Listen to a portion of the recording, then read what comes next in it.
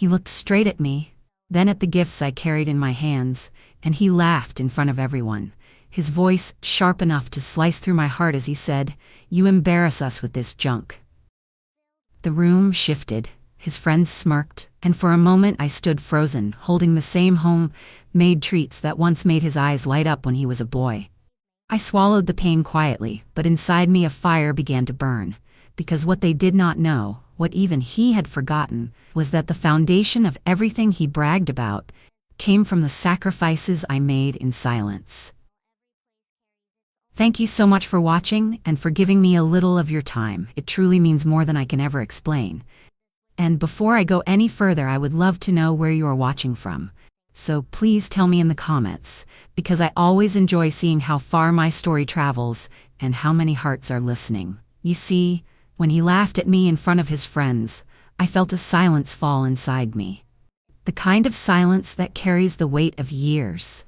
Because I remembered every long night I spent working just to keep him fed. Every moment I chose to give instead of keeping something for myself. Every birthday when I baked cakes from scratch because I could not afford to buy the fancy things other families had. And now those same hands that once brought him comfort and warmth were mocked as if they carried shame. I stood there that evening, holding on to my gifts, holding on to my memories, and I realized that sometimes the people you love most are the very ones who forget the value of love when pride blinds them.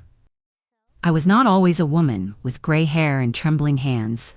Once I was young and full of strength, carrying the weight of life on my shoulders without complaint, working in small jobs that never paid enough, but somehow stretching every dollar to keep a roof over us and food on the table. And when the days felt too long, I would pour my heart into baking, sewing, and crafting things with my own two hands, because I believed that love given through effort was stronger than anything money could buy. I raised him through nights of sickness, through school years where shoes wore thin and jackets had to be patched again and again, through winters where the cold pressed hard against the windows, but inside, I tried to make it warm with fresh bread and knitted blankets. And I remember his smile then. I remember how his eyes lit up when I brought him something I made, as if the world was safe and whole in those simple gifts. Those memories kept me going when times were hardest. They reminded me that my sacrifices were not in vain. And even when I was exhausted from long hours, I found strength in knowing he was growing, that he had chances I never had, that maybe his life would rise beyond the struggles that weighed me down. I held on to hope with both hands. I whispered prayers into the night, asking that he would never know hunger the way I had, and I believed that all the love poured into him would one day return as kindness. But standing there being mocked by him in front of his friends, I realized something painful. Love can be forgotten when pride grows too loud, and sometimes the people who benefited the most from your sacrifices are the first to deny them. That evening was supposed to be one of joy. A simple gathering where I thought I could bring a little warmth into his world with the same gifts that once meant everything to him. But instead it became the moment I felt the distance between us, like a wall too high to climb. I remember walking into that room with my basket, the smell of fresh bread still lingering, the wrapping paper tied with careful hands, and I looked around at the polished guests with their expensive perfumes, their branded bags, their fine bottles of wine, and I felt small but still proud because my gifts carried love, not price tags. For a brief moment I thought he might smile. I thought perhaps he would remember how many times those same baked treats had filled his stomach when there was nothing else. But instead his eyes narrowed, his mouth twisted, and he said words I will never forget, that I embarrassed him. The laughter of his friends was like knives to my heart. They did not even know me yet. They joined him in mocking the very hands that had worked day and night to build the life he enjoyed. And I stood there unable to speak, clutching my basket tighter, my eyes burning, but refusing to let the tears fall. I thought of the long years when I went without so he could have more, the winter nights when I sat by candlelight sewing his clothes while my own were threadbare, the mornings when I skipped meals so he would not feel hunger, and now in one careless moment he had reduced all that to shame. I sat quietly in that corner until I could leave without making a scene, my dignity wrapped around me like a thin blanket against the cold. And as I walked home with the weight of the evening pressing down on me, I realized that sometimes the harshest betrayals do not come from strangers. They come from the very ones you carried. The very ones you believed would always remember where they came from. And though his laughter rang in my ears, I also felt something stir inside me. A quiet strength that reminded me that truth always finds its way to the surface. When I finally reached home that night, I set the basket down on the table and sat staring at it in silence. The bread untouched, the little packages still neatly wrapped, and I felt the weight of everything pressed down on me all at once. The memories of years when those very gifts were treasures in his eyes, and the sting of his words still echoing in my ears. I could see him as a boy running into the kitchen with excitement when the smell of cookies drifted through the house. I could hear his laughter as he unwrapped a scarf I had knitted with tired fingers. I could remember the way he once hugged me tight and said thank you, as though those simple things meant the world. Yet now, in front of others, those same things were not tokens of love but objects of shame. And I could not help but ask myself how a heart can change so much with age and pride. I sat there through the night, my thoughts wandering to the sacrifices he never knew in full. The late nights at factory jobs, the sore feet after standing all day, the envelopes of pay that never stretched far enough, and the countless times I turned away from something I wanted because he needed something more. I remembered the day his business began to crumble, when the debts piled high and he stood on the edge of losing everything, and how he came to me desperate, his face pale with fear. Without hesitation, I mortgaged my home, drained the savings I had carefully hidden away for my old age, and gave him all I could, not for recognition, not for repayment, but because I believed in him, because I could not bear to watch him fail after all we had endured. He never once asked me to put my name on the papers.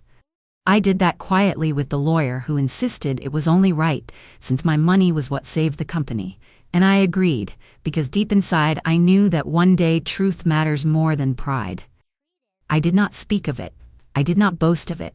I carried on as if nothing had changed, cooking in my little kitchen, sewing in the evenings, and visiting him when he allowed me, all while holding on to the belief that one day he would realize that love had always been his greatest inheritance. That night, as I sat in the dim light, staring at the basket he had mocked, I realized something deep, that sometimes silence becomes your shield, that dignity means standing tall even when your heart has been broken, and that the worth of a person is not measured by the cost of their gifts but by the love they carry in their hands. I whispered to myself that his laughter would not be the end of my story, because the truth, the kind of truth written in signatures and sealed by sacrifice, was still waiting quietly, ready to rise when the moment came. The next morning I woke with heavy eyes, the memory of his words still circling in my mind, yet beneath the ache there was a quiet strength reminding me that truth always waits its turn. And I carried that thought with me as I brewed my coffee and sat alone at the table where the basket still rested untouched. I traced my fingers across the ribbons and paper, thinking of how those simple things had once brought light into his world. And though he had mocked them, I knew deep down that their value was never measured by wealth but by love. And love cannot be erased by careless laughter. I thought of the papers tucked safely away, the signatures that bore my name, the legal proof of what I had given when he had nothing left. And I whispered to myself that no amount of pride or arrogance could undo what was written in ink and sealed with sacrifice. I remembered clearly the day the lawyer insisted my name be placed on the ownership documents, his voice firm as he told me that I had saved the company and that my role could not be hidden. And though I had agreed, I asked him to keep it quiet, because I wanted my son to stand tall on his own, to feel like he had built something without the world knowing how close he came to losing it all. I chose silence then, believing that sometimes love protects even when it is unseen. But as I sat there with the weight of humiliation pressing on me, I realized that silence has a way of keeping secrets until the very moment they are needed most. I sipped my coffee slowly and felt both pain and comfort mingling inside me. Pain because the one I gave everything to could turn so easily against me. And comfort because I knew a day was coming when truth would reveal itself without me speaking a word. I did not plan revenge. I did not seek to embarrass him as he had done to me. But I carried the quiet certainty that arrogance always stumbles when faced with reality, and that reality was already written in the very foundation of the company he claimed as his own. As I sat in that stillness, I told myself that patience would be my ally, and that dignity, not anger, would carry me through until the moment came when he and all his friends would see who truly held the power behind his pride. Later that day, he gathered with his friends again, proud and loud as ever, speaking with a confidence that did not match the truth. And though I was not there in person, I could picture it clearly, because I had seen the same performance many times before. The way he straightened his shoulders and let his voice rise just enough to be heard across the room. The way he painted himself as a man who had built everything with his own two hands, as if the years of fear and debt had never existed. He bragged about the company as though it was his crown, telling them how he had created it from nothing, how his brilliance and hard work had placed him above others. And I knew in that moment that he was not only mocking me the night before, but also deceiving those who stood beside him. I imagined the smiles and nods of his friends, some impressed, some perhaps only pretending to be. Because pride has a way of making others uneasy when it grows too heavy, and I thought of how hollow his words were compared to the quiet truth written in black ink on those documents.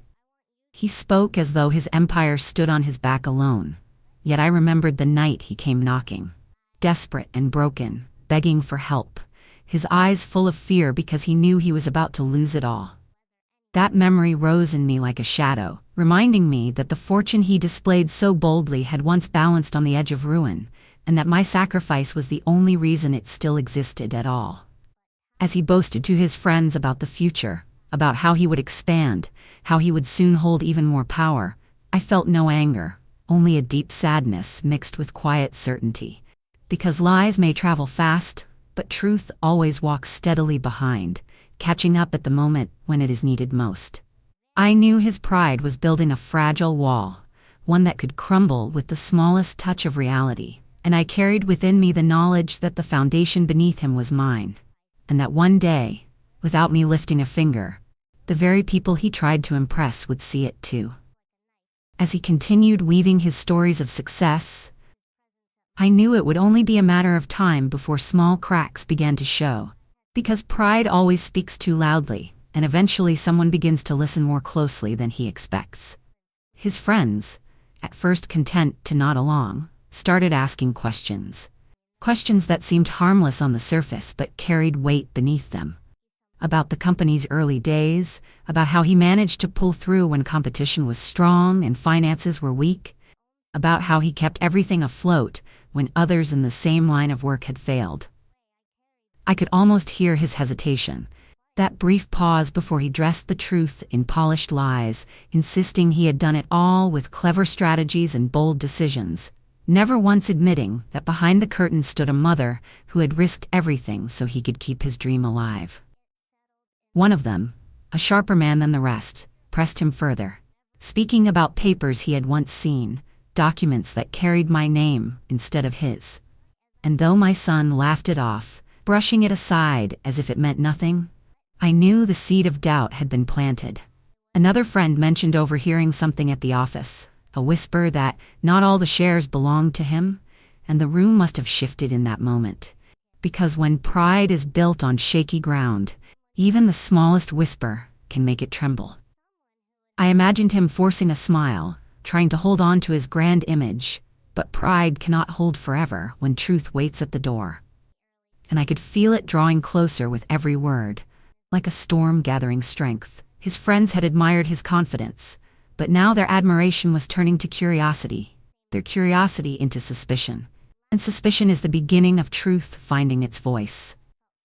I sat in my small kitchen that evening, the memory of his laughter still aching in my chest, but also a quiet sense of calm, because I knew his own arrogance had set the stage for what was to come. And the very people he had used to mock me would soon be the ones to uncover who truly stood behind the company he claimed as his own. It did not take long for the moment to arrive. The very moment I had always known would come, when words and whispers would no longer be enough, and the truth would be forced into the light. A meeting had been called. Something urgent that required signatures and the presence of the main decision-makers. And while he entered the room with his usual confidence, shoulders back and voice full of pride, I knew that the papers waiting on the table held the power to strip away every illusion he had built.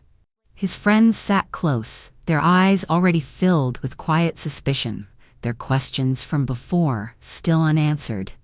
And though he tried to carry on as if nothing was wrong, the air in that room must have been heavy with expectation. The documents were laid out in front of him, and when the pages were turned, when the official names and shares were revealed, the silence that followed was louder than any laughter he had ever thrown at me. My name was there in clear letters, not hidden, not forgotten, not erased by his stories, but standing firm as the majority shareholder, the very proof that his empire was not his alone. His hand must have trembled as he read, his voice caught somewhere between denial and fear, because all the lies he had spun could not cover what was written in ink before the eyes of his friends.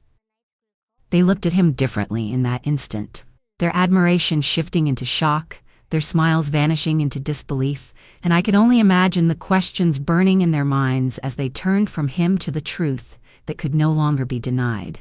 For years he had claimed to be the sole builder, the man who rose from nothing, but in that one moment it became clear that the company's survival had never been his doing alone, and that behind every wall he had built with pride stood the quiet sacrifice of the very woman he had mocked. I was not there to see his face, but I did not need to be, for I knew that the same friends he had tried so desperately to impress were now the witnesses to his undoing. And the sting of their judgment would echo far longer than the cruel laughter he once aimed at me. The silence that filled that room after the papers were revealed must have been heavier than any words spoken before, and though I was not there, I could almost feel it pressing down on him, stripping away the image he had so carefully crafted. His friends, the same ones who once nodded and laughed along with his boasting, now stared at him with wide eyes, their admiration melting into disbelief, their respect fading into something colder. And I know in that moment he must have felt the sting of shame far deeper than he ever expected.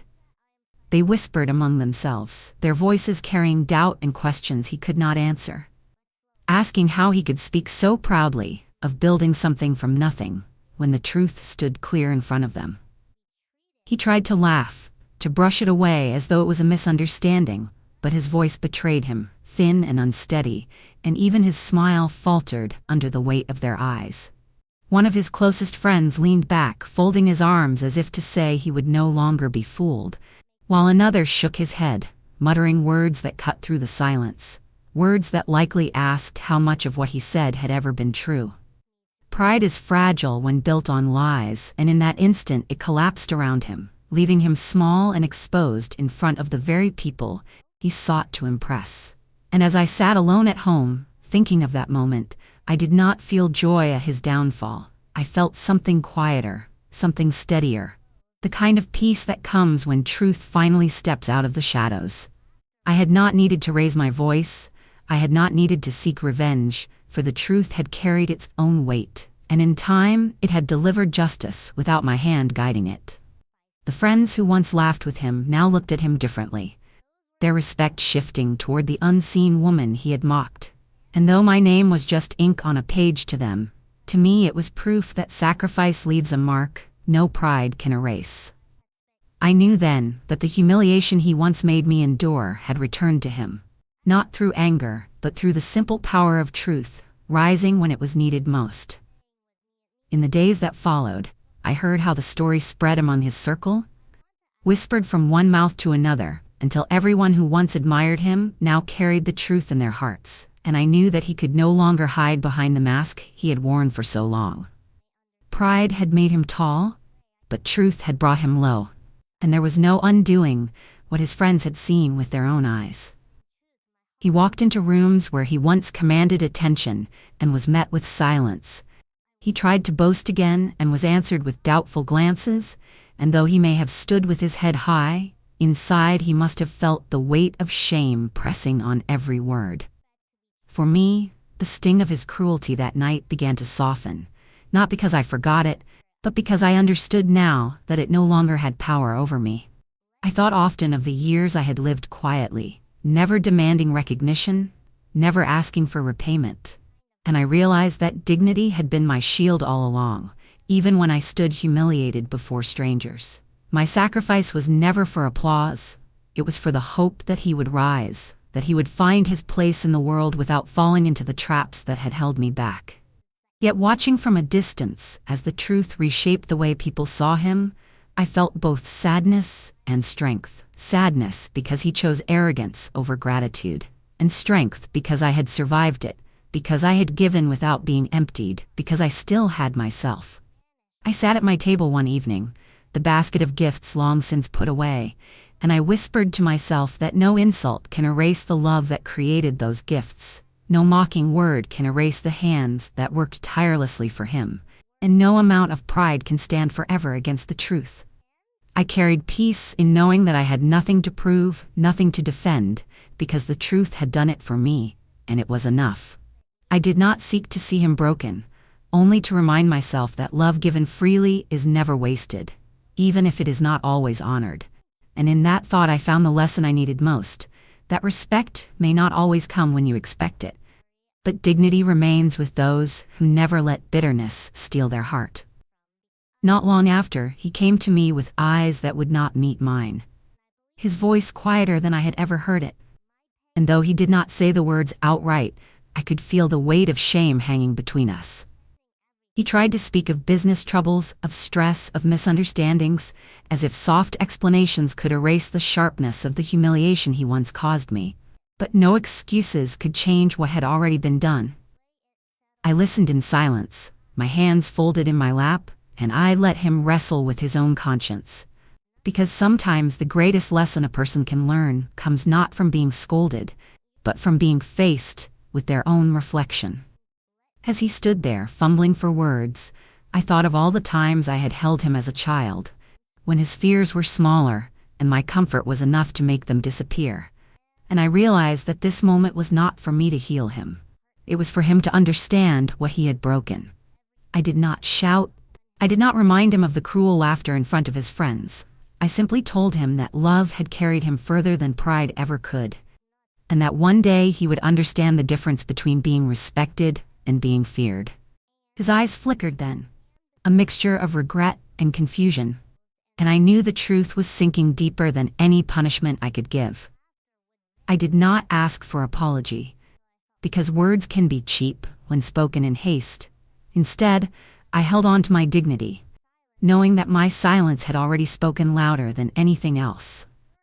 He left that day with shoulders heavy, and though he may not have said sorry, I knew he felt it, because pride can cover many things, but it cannot erase the sting of truth when it settles in the heart.